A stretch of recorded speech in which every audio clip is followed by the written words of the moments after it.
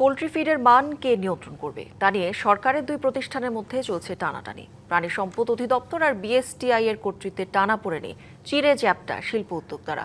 মৎস্য প্রাণী সম্পদ আইন অনুযায়ী পোল্ট্রি ফিডের অনুমোদনকারী সংস্থা অধিদপ্তর, তবে ফিডের মানের প্রশ্নে এখন সরব বিএসটিআই। উদ্যোক্তাদের অভিযোগ, বিএসটিআই সনদের জন্য গুনতে হয় চড়া অঙ্কের ফি। আছে দ্বৈত প্রতিষ্ঠানের নজরদারি হয়রানিও। দেশের প্রায় 18 কোটি মানুষের আমিষের চাহিদা পূরণে পোল্ট্রি, মুরগি ও ডিমের অবদান প্রায় 25%। ক্ষুদ্র ক্ষুদ্র প্রচেষ্টায় তিলে তিলে গড়ে ওঠা পোল্ট্রি শিল্প এখন কর্মসংস্থানের বিচারেও দেশের দ্বিতীয় বৃহৎ শিল্প। কিন্তু সরকারের দুই দফতরের টানাপোড়েনে এখন হুমকির মুখে এ খাত। সংকটের শুরু পোল্ট্রি ফিডের মান নিয়ন্ত্রণ প্রশ্নে। মৎস্য ও প্রাণী সম্পদ আইন অনুযায়ী পোল্ট্রি খাতের একক নিয়ন্ত্রক সংস্থা প্রাণী সম্পদ অধিদপ্তর, কিন্তু মান আইনে পোল্ট্রি ও মৎস্য ফিডের মান যাচাইয়ের দায়িত্ব আবার বিএসটিআই এর। শিল্প উদ্যোক্তাদের অভিযোগ, মান নিয়ন্ত্রণের প্রশ্নে বিএসটিআই এর হয়রানির শিকার তারা।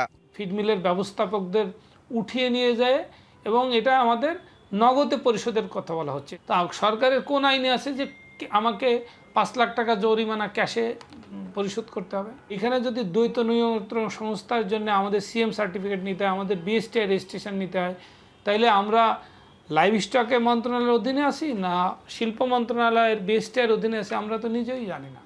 আইন অনুযায়ী ফিডের মান সনদ নিতে বিএসটিআই নিবন্ধন ফি বাবদ ব্যবসার টার্নওভারের 0.1% হারে ফি গুনতে হবে। উদ্যোক্তাদের অভিযোগ, মুরগি ও ডিমের দাম নিম্ন আয়ের মানুষের নাগালে রাখতে সরকারের ভর্তুকির পরও বেশিরভাগ সময়ই লোকসানে থাকে ফিড মিলগুলো। এর ওপর মোটা অঙ্কের ফি তাদের জন্য কোনোভাবেই ব্যবসা সহায়ক নয়। তাদের যে প্রোডাক্ট ওয়ারি যে ফি, এটা এতটা ব্যাপক, সেটি কিন্তু এই শিল্পকে ক্ষতিগ্রস্ত করবে। আতঙ্ক সৃষ্টি করেছে ফিড মিলগুলিকে, এবং এমনও ফিড মিল, দু একটা ফিড মিল থেকে তাদের কর্মকর্তা কর্মচারীকে তাকে উঠিয়ে নিয়ে গেছে। আমাকে জরিমানা করতেছো, বেধড়ক যা ইচ্ছা তোমার তাই মনে হয় করতেছো, তুমি আমাকে উঠিয়ে নিয়ে যাচ্ছ, তুমি আমাকে জেল জরিমানার হুমকি দিচ্ছ, পুরো সেক্টরে আতঙ্ক সৃষ্টি করেছে। বাংলা কিউআর যেখানে নগদ পেমেন্ট সেখানে।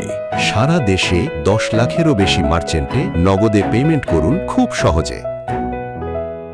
অধিদপ্তর বলছে, আন্তঃমন্ত্রণালয়ের সিদ্ধান্ত অনুযায়ী পোল্ট্রি ফিড নিয়ে বিএসটিআই এর নজরদারি করার কথা নয়। আমরা চ্যালেঞ্জ করি বলতে পারি, এটা বাংলাদেশের বৃহৎ ল্যাবরেটরি আমাদের। আমরা যদি মনিটরিং জোরদার করতে পারি তাহলে ইনশাল্লাহ নিরাপদ ফিড তৈরি হবে। আমরা তো পোল্ট্রি শিল্পকে নিরাপদ করতে চাই, সরকার এখানে ভর্তুকি দিচ্ছে। তার মানে কি, সরকার চায় পোল্ট্রি শিল্পকে ডেভেলপ করার জন্য। তাদের উপর কোনো খড়গ নাজিল হোক, এটা মেনে নিতে রাজি না। তবে বিএসটিআই এর বক্তব্য, যতক্ষণ আইনে তাদের ক্ষমতা দেয়া আছে ততক্ষণ তা প্রয়োগ তাদের জন্য বাধ্যতামূলক। একটি সরকারি সংস্থা তার আইন অনুযায়ী চলবে। আইনি কোনো প্রতিবন্ধকতা তৈরি করা, আরেকটি আইনকে তার কার্যক্রম গ্রহণে বাধা দেওয়া, সেটি আমাদের উদ্দেশ্য নয়। পণ্যের গুণগত মানের বিষয়টি কি হবে সেটি কোনোভাবেই মৎস্য প্রসবন আইনে বর্ণিত নেই। সেটা যদি সম্মানিত উৎপাদনকারীরা মনে করেন যে হ্যাঁ এই ফিটা তাদের জন্য অনেক বেশি, এটা সরকার নিশ্চয়ই বিবেচনা করবেন। উদ্যোক্তারা বলছেন, শিগগিরই দুই সংস্থার এ টানাপোড়েনের সমাধান না হলে হয়রানি এড়াতে একযোগে মুরগির খাবার উৎপাদন বন্ধ করে দেওয়ার মতো কঠোর কর্মসূচি দেবেন তারা। আমরা অবশ্যই উৎপাদন বন্ধে যাব। মোস্তফা মাহবুব, ডিবিসি নিউজ, ঢাকা।